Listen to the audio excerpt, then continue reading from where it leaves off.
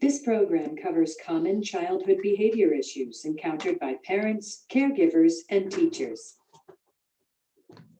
Some children exhibit more serious behaviors, which should be brought to the attention of a pediatrician, psychologist, or social worker. If your child or a child under your care exhibits behaviors that cause you serious concern or fall outside of social acceptance, please seek professional help.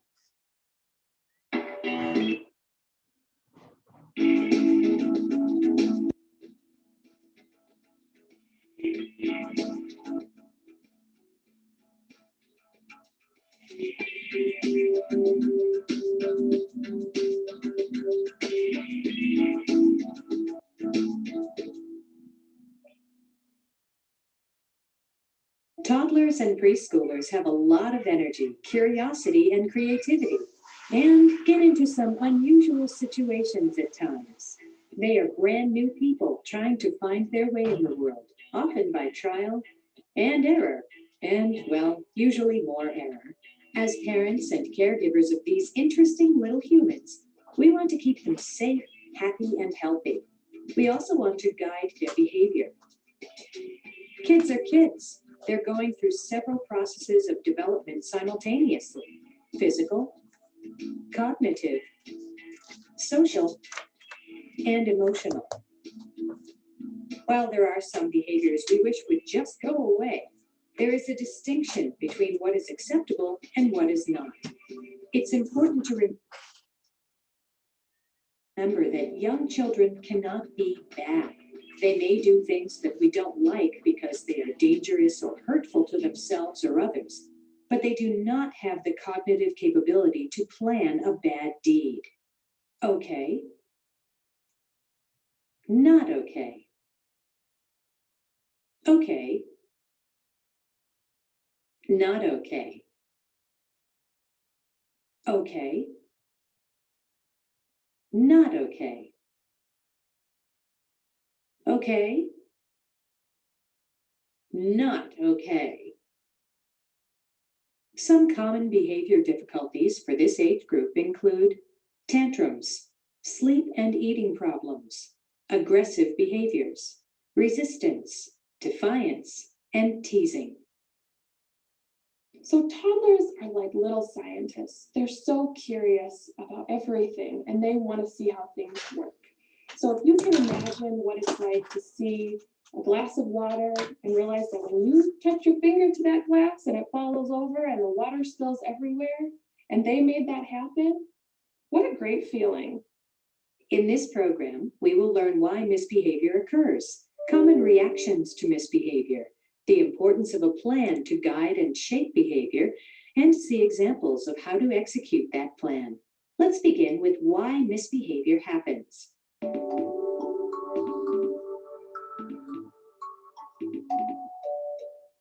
Somewhere in the middle to end of the second year of life, toddlers start to recognize that they're their own separate being. They're different from mom and dad. They're separate.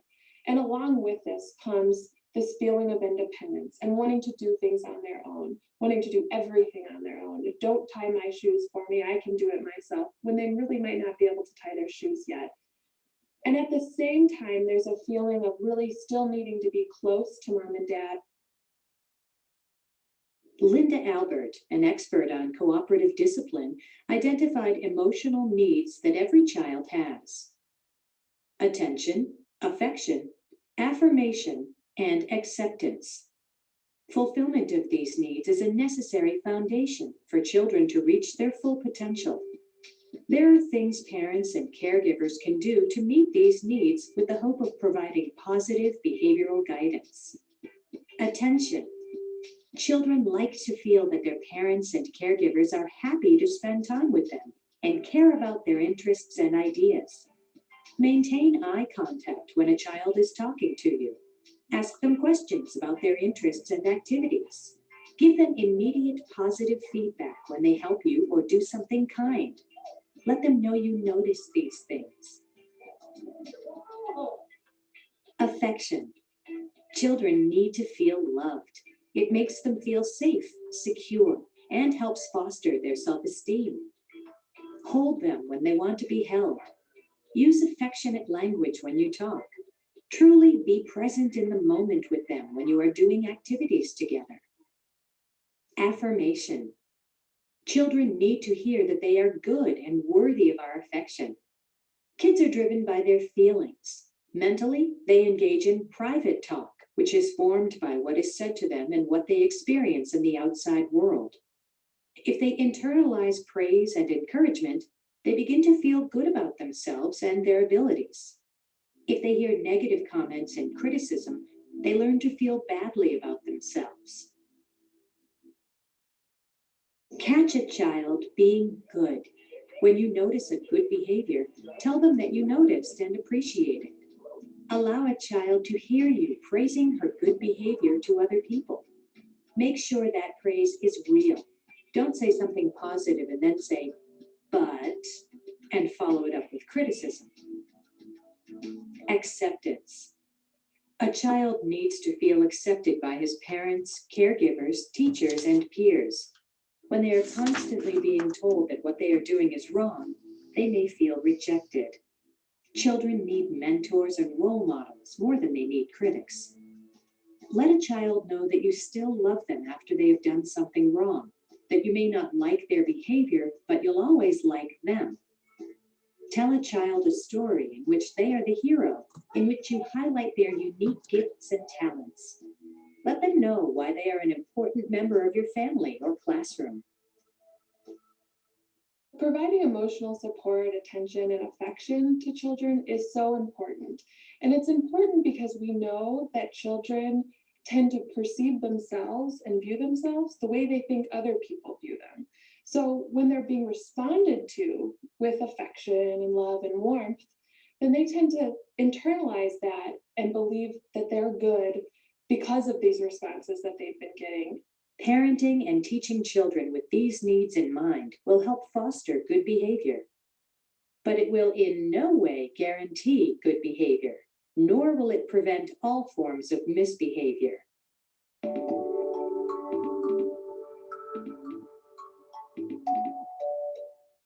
So even if all of those core needs are met, children are still going to misbehave. Why? Well, there are several possible reasons. Curiosity. Toddlers and preschoolers are full of curiosity. That's the way we want them to be.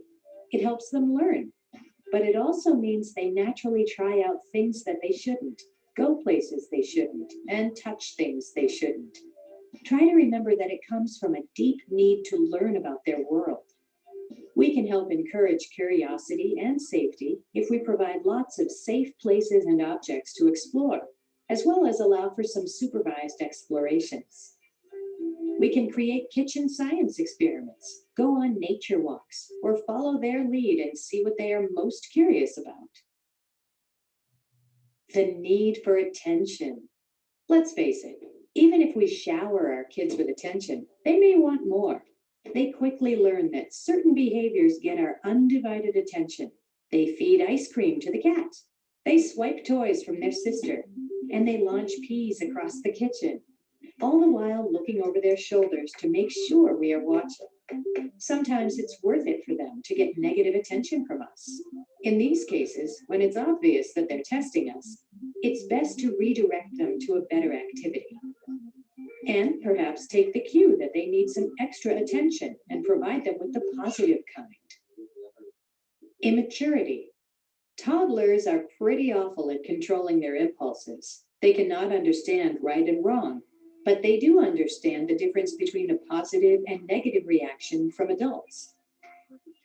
Preschoolers are just starting to be able to exercise some control, and they are beginning to learn the concepts of right and wrong. Expectations of certain behaviors may be unrealistic because a child may not be cognitively or socially able to comply. Often, you'll hear a parent or caregiver saying, "Use your words," to a young child who is having a meltdown. Well, it's not possible for them if they don't have the vocabulary to do so yet. Children of this age are developmentally egocentric. It's all about them. And since they don't have great long-term memories, it's all about now. So keeping these attributes in mind may help keep us from labeling them as selfish and may help manage a child's misbehavior immediately instead of down the line when they might not even remember it. It's often a better learning situation for children if they experience the natural or logical consequences of their actions right there in the situation where the behavior occurred. When you take children and you remove them from their environment, it's very difficult for them to make the connection then between something they did in one room and sitting in a chair in some other room or some other place in that room. So it's always best for a child to be in the situation and deal with the situation rather than removing them from it so that they can make those connections. Learn about your child's stage of development and examine what kinds of behavior expectations are age appropriate. Even if a child has a vast vocabulary, they may still be developmentally unable to grasp some concepts of what is acceptable behavior and what is not. The desire for independence. Young children are learning so many new skills: how to dress themselves, feed themselves, groom themselves. Note the common word here, themselves. All this is great, but it may lead to defiance if they cannot do everything themselves. It can also lead to extreme frustration when their abilities aren't quite up to the task. Tantrums can be such a big part of what's going on during this 2 and 3-year-old's life.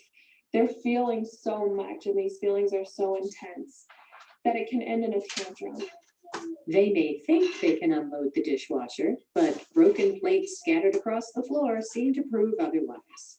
Toddlers and preschoolers are learning their limits, and it's our job as parents and caregivers to guide them on this journey, no matter how much we have to sweep, mop, and sandblast what they have left in their wake. At first, it may be confusing to a child as to why it's okay to use the mixing spoons, but not okay to use the chef's knife. Contrary to their pouts and stomped feet, children really do want grown-ups to call the shots and define limits for them.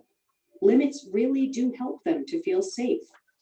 To help, give children plenty of opportunities to do developmentally appropriate tasks on their own. Be consistent with rules for what is okay and what is not okay. Overstimulation or understimulation.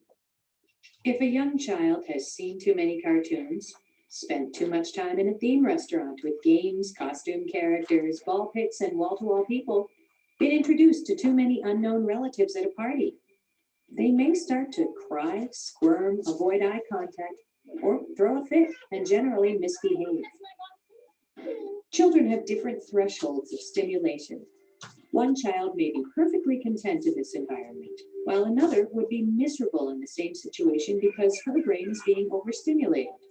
They can't be expected to show their best behavior if they are overstimulated. When things get to this point, they may be beyond controlling their own behavior. To help, be mindful that a small child can get overwhelmed easily by stimuli and unfamiliar environments. Watch for the signs that a child is starting to get overstimulated. And if they are already past the point of no return, gently remove them from the situation to a calmer environment. On the flip side, a child can also misbehave if they are understimulated. If a young child doesn't have the opportunity to explore and experience their world, they may misbehave out of boredom. To help, parents and caregivers can spend lots of time engaging their child's interests. Follow their cues about what they try to do or like to look at, and then follow up with them by interacting together with these things in mind. Physical factors. A misbehaving child may simply be tired, hungry, or ill. The National Sleep Foundation recommends that toddlers get 12 to 14 hours of sleep in a 24-hour period. Preschoolers need 11 to 13 hours. Lack of sleep will affect their growth and cognitive functions, as well as their emotional states while they are awake. Overtired children are usually cranky and prone to misbehavior. Parents can help their child get the rest they need.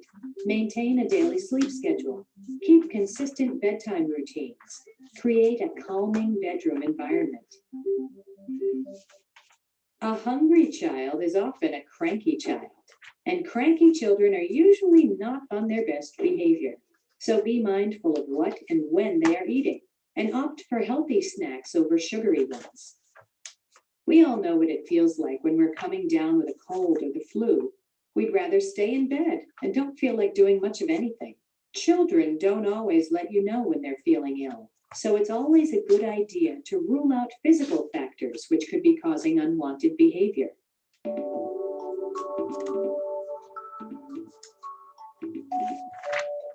Even if we try to keep all these reasons in mind for why a child might misbehave, there are going to be times when a child's behavior, the mood we are in, and the stress of a situation will cause us to react in ways that are not in the child's best interest.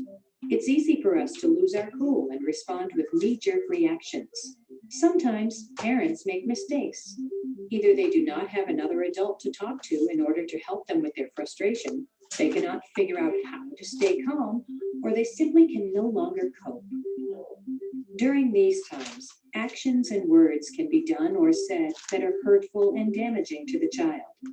Hitting, belittling, and threatening behaviors directed at children are always wrong. If they happen, we need to immediately apologize to the child and make sure they never happen again. Getting help to find better ways to cope and interact with your child or children is essential. There are many helpful resources for parents and teachers. If you have experienced abuse, either as the abuser or abused, or if you suspect abuse, it is imperative that you contact one of those resources. The National Abuse Hotline is a good place to start. 1-800-4-A-CHILD. Because we are adults, it's important for us to recognize that children might be fearful if we lose our cool, and then they're going to behave based on fear rather than some intrinsic feeling of wanting to do the right thing. And that's not the way we want to guide our children. Some examples of parent and caregiver misbehavior include yelling, threatening, putting down, bribes, exaggerating, forced promises, shaking, hitting, and spanking. Knee-jerk reactions can cause young children to feel scared, insecure, confused, and even unloved. And what's worse is that these reactions usually don't change the behavior in question. Let's look at the core needs we discussed earlier: attention, affection, affirmation, and acceptance. The knee-jerk behaviors we mentioned work in direct opposition to those needs. So what can we do if we snap and react badly? We can use it as a teaching opportunity. If we cool down and regret what we have done, we can say we are sorry. We've modeled what a sincere apology looks, sounds, and feels like. Let's take a moment to discuss timeouts. A timeout is a discipline technique that removes a child from the situation they are in and places them in a designated spot for a designated time. Usually, adults do not talk or pay any attention to the child during a timeout. While timeouts are a common practice for parents, caregivers, and teachers, there are better methods that are more effective and developmentally appropriate for young children. Very small children are not cognitively able to make the connection between the undesired behavior and the timeout they've been given. In addition, to be most effective, parents and teachers should not simply suppress misbehavior without teaching the child alternate ways to behave. Isolation and physical restraint should only be used as a means of maintaining a safe environment for the student and others, not as a punishment. While timeouts are not always appropriate, effective, or recommended for children, they might be a good idea for adults. It can be effective for parents and caregivers to give themselves a timeout if they are extremely frustrated. Removing yourself from a stressful situation may keep you from losing your cool and having a knee-jerk reaction, or worse.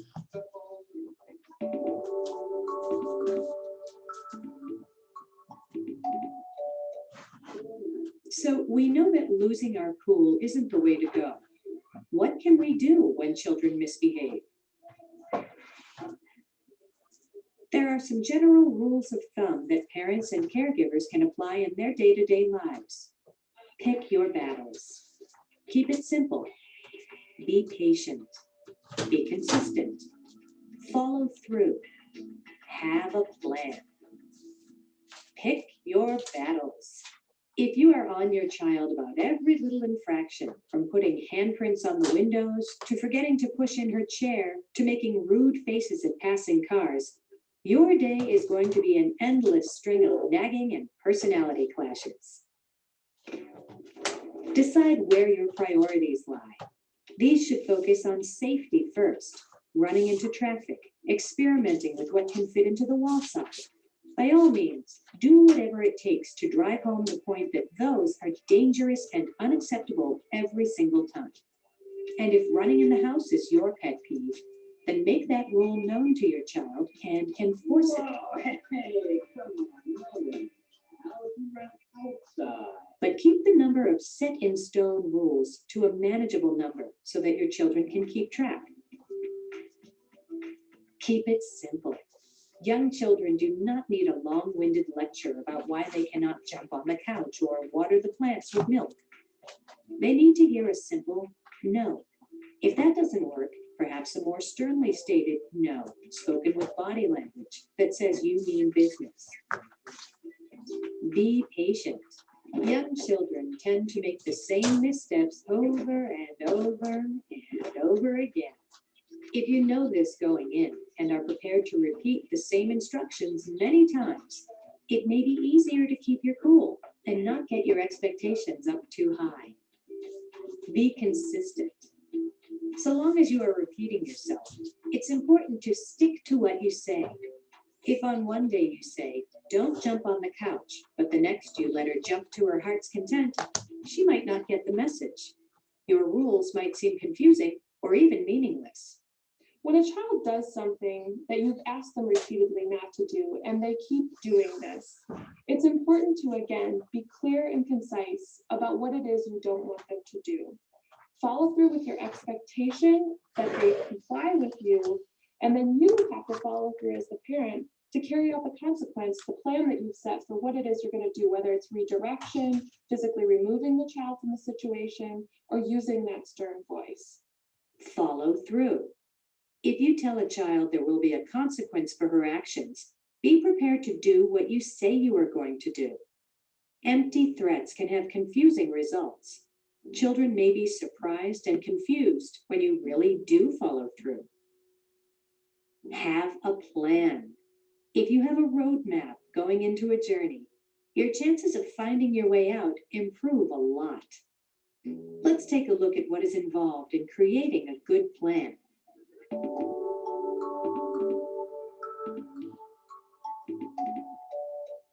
The components of a good plan are goals, expectations, consequences, and rewards. These are all affected by an adult's parenting or caregiving style, as well as each individual child's temperament. There are two kinds of goals for improving behavior: guiding a child to stop a behavior and guiding a child to perform a behavior. For example, you may want to get a child to stop taking toys away from her friends or siblings. Or you may want to have a child start putting her toys away when she's finished playing with them. Expectations. Just as it may take young children 3 small strides to keep up with each of yours as you walk down the block, behavior progress for toddlers and preschoolers comes in little steps, not giant leaps.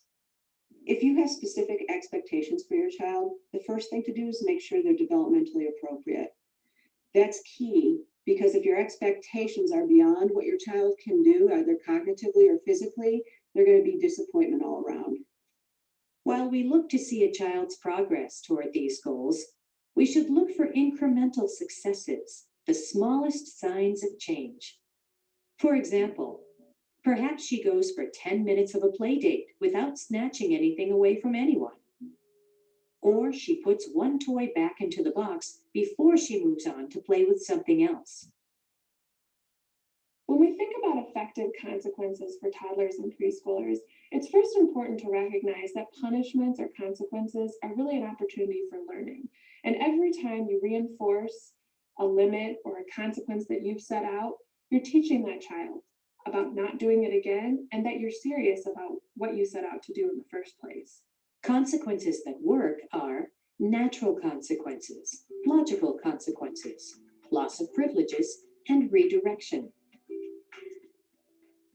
Natural consequences are what happen when parents and caregivers do not intervene in a situation, but instead allow the situation to teach the child. For example, if you feed your ice cream to the cat, you no longer have ice cream for yourself. It's not even the adult's place to say, "I told you so." You don't even have to give them a punishment. They got it already. You can talk through what happened and allow them to express their disappointment. Even the youngest child will understand no ice cream is a bad thing and will likely not repeat the action. Logical consequences are those that have a direct connection to the misbehavior. If a child doesn't wear a bike helmet, then the bike is grounded for the day and the child cannot use it. A child needs to know the significance of what she did and the reason for the rule, but they themselves will make the connection between their behavior and its consequence. And again, consistency is key. Sophie, come on back. You forgot to put your helmet on. The consequence will carry more weight if the child knows for sure it will happen every time. Let's talk about loss of privileges. All children have favorite possessions and activities that go beyond food, clothing, and shelter. Sometimes losing these things for a short amount of time after they misbehave can be a way to make them think twice about doing the same behavior next time. It's best if a child knows that the loss of this privilege will be a consequence before it is taken away as a result of the misbehavior. Redirection is crucial to children of this age. They are all about the here and now. If we can guide them to a better choice for their behavior right away, we can avoid frustration and teach alternatives they can use in the future. You can also use redirecting to actually intercept before a problem occurs. So for example, if you see your child going towards the TV to press the buttons and that's not something you want them to do, you can step in before it happens and maybe suggest something else or distract them. Rewards. The best reward a child can get is the good feeling from doing or not doing a behavior that they are working on. This is an intrinsic reward and can ensure that their desired behavior will continue. External rewards like toys or candy lose their motivating factor once the child has the item and can encourage a child to feel the need to get paid for good behavior. Here is how to formulate a plan. First, observe the child, document what you see, and reflect upon what behavior you want to work on. Identify the behavior. Make a decision regarding what you want a child to do or stop doing. Determine the smallest amount of change that a child should exhibit towards reaching the goal. Inform the child of the problem, the goal behavior, as well as the consequences. Keep a keen eye out for the instant you can observe that small amount of change. Express to the child what you saw and how pleased you are and that you want her to continue it. Follow through with consequences if a child doesn't exhibit the small change. Children also learn about the values of sharing, taking care of others through the way that they view their parents responding to other people and to themselves. So they're able to then model those behaviors when they interact with other children and other people. Children develop their sense of self by what we tell them about themselves. And we tell them through our actions and through our words. So a child who is told they're smart, capable, and loving is going to grow up to be a smart and capable and loving adult. A child who is constantly belittled and put down and made not to feel capable is probably going to have a hard time developing into an adult that feels kind and lovable and capable.